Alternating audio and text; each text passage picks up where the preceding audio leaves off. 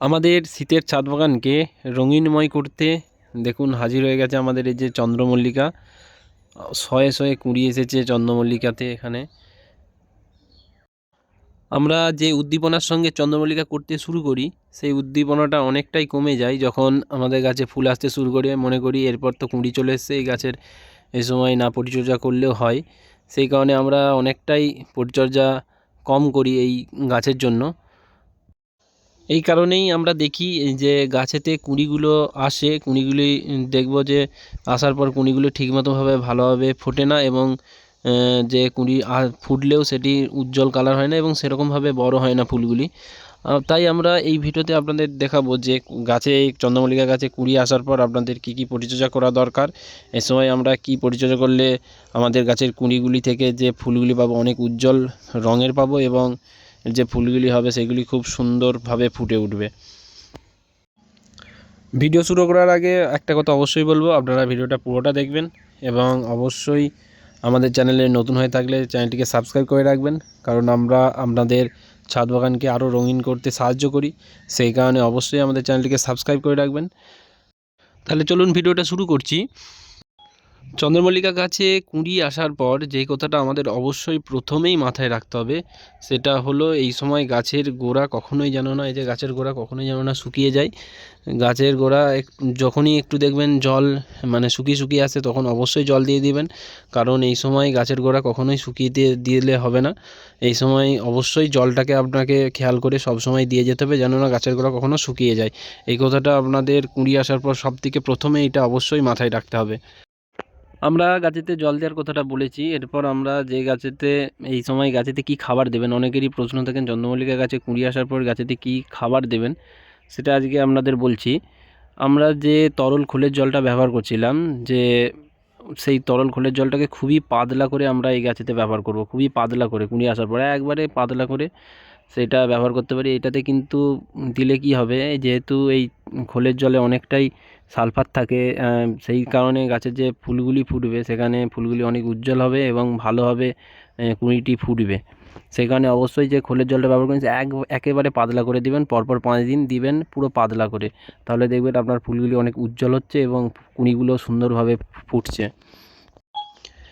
এরপর আমরা যে কথাটা বলবো আপনাদের এই গাছের জন্য, আমরা দেখি যে যতটা ফুলগুলো কুঁড়িগুলো যখন বড় হতে থাকবে, যে এই ফুলের যে ডগাগুলো ভারী হতে থাকে, সেই কারণের জন্য একটু নড়াচড়াতে ফুলের ডগার যে কুঁড়িগুলি থাকে সেইগুলো কিন্তু, যে কুঁড়িগুলি থাকে সেগুলো ভেঙে যেতে পারে। সেই কারণে আমরা এরকম এই যে এরকম যে লাঠির সাহায্যে ভালোভাবে চারিদিকে দিয়ে দড়ি বা তার দিয়ে এরকমভাবে বেঁধে দিতে পারি, যে কারণে এগুলো একটু সাপোর্টে থাকে এবং কুঁড়িগুলো বেশি ভাঙে না। সেই কারণে আমরা অবশ্যই এরকম লাঠির সাহায্যে ভালোভাবে দিয়ে বেঁধে দেবো, এরকমভাবে তার বা দড়ি দিয়ে এরকমভাবে ভালোভাবে বেঁধে দিতে পারি। তার ফলে কী হবে, যে অনেকটাই সাপোর্টে থাকবে গাছগুলি এবং তাহলে আর ভাঙবে না কিছুতে। এরপর আপনাদের একটা জিনিস বলবো, এই গাছেতে কিন্তু এই সময় লাদা পোকা বা শুঁয়োপোকার মতো যে পোকারা আছে সেইগুলো কিন্তু আপনাদের পাতাকে এই সময় খেয়ে নেয়, কুঁড়িকে খেয়ে নেয়। এই সময় কিন্তু এইগুলো প্রচুর আক্রমণ ঘটে। সেই কারণে আপনাদেরকে একটা কীটনাশক অবশ্যই এই সময় দিতে হবে। আপনারা এই সময় কনফিডার ব্যবহার করুন, তাহলে দেখবেন একটাও শুঁয়োপোকা লাদা পোকা থাকবে না। কনফিডার অবশ্যই আপনারা এই সময় ব্যবহার করবেন, কারণ না হলে কিন্তু আপনাদের দেখবেন, আমি দেখাচ্ছি একটা, এই যে দেখুন, এই যে এরকমভাবে পাতার পেছনের দিকে আপনাদের পোকাতে, এই যে পাতাগুলো দেখুন পুরো খেয়ে পুরো নষ্ট করে দিয়েছে। কুঁড়িতেও দেখুন, কুঁড়ির ভিতরে ঢুকে যাবে, এরকম নষ্ট করে দিতে পারে এইগুলিকে। সেই কারণে অবশ্যই বলবো এই সময় কনফিডার আপনারা ব্যবহার করুন অবশ্যই, কিন্তু একবার লেগে গেলে গাছগুলিকে একবারে নষ্ট করে ছেড়ে দিবে। সেই কারণের জন্য অবশ্যই আপনারা এই সময় ব্যবহার করুন কনফিডার, একটা 15 দিন ছাড়া ছাড়া ব্যবহার করুন, তাহলেই হবে। আর এই সময় গাছগুলিকে অবশ্যই ফুল সানলাইটের মধ্যে রাখবেন, যেখানে ভালোভাবে সূর্যের আলো পড়ে সেসব জায়গায় অবশ্যই গাছগুলিকে রাখবেন, কারণ এই সময় গাছের সূর্যের আলোটা খুবই গুরুত্বপূর্ণ। তাই অবশ্যই এমন জায়গায় রাখবেন যেন গাছেতে এই সময় আলো পায়। আর এরপর আমি যেটা বলবো, এই সময় যে আপনারা গাছগুলিকে কিন্তু একটু কাছাকাছি রাখবেন না, একটু দূরে সরিয়ে রাখবেন। আর আপনারা গাছগুলিকে অবশ্যই একটু মাঝে মাঝে ঘুরিয়ে রাখবেন, কারণ দেখবেন যে একদিকেই সূর্যের রোদটা পড়ছে, ভালোভাবে পুরো দিকে কিন্তু নাও পড়তে পারে। সেই কারণে অবশ্যই গাছগুলিকে ঘুরিয়ে রাখবেন, তাহলে হবে।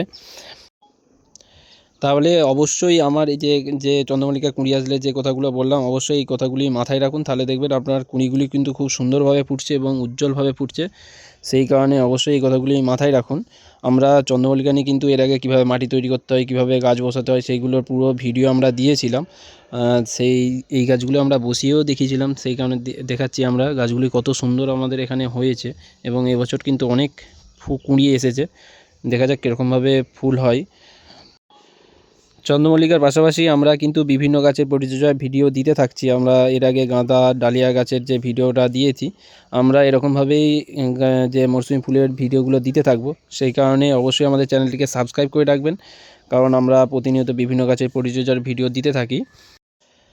ভিডিওটা আমরা এখানেই শেষ করেছি। সকলে ভালো থাকবেন, সুস্থ থাকবেন। ধন্যবাদ।